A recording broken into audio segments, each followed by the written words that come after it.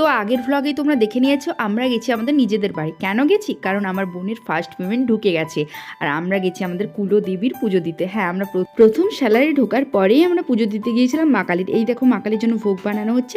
আর এখানে বাবা যেহেতু অনেক দূর থেকে ফল এনেছে তাই পেটিতে করে ফলগুলো এনেছিল। তারপর আমি মায়ের সাথে হাত লাগিয়ে ফলগুলো কেটে ফেললাম।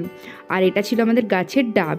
মোটামুটি খুব সকাল সকাল সব কিছু রেডি হয়ে গিয়েছিল। আর এই দেখো আমাদের 16টা কলা আর মায়ের সব কিছু জিনিস আর মায়ের চরণে নিবেদন করার জন্য ফুল। মোটামুটি আমি সকাল সকাল স্নান টান সেরে চলে গিয়েছিলাম মায়ের মন্দিরে। কি অদ্ভুত যে শান্তি মায়ের মন্দিরে, কি বলবো তোমাদের। আর আমি না ছোটোর থেকে প্রচণ্ড মা কালীর ভক্ত।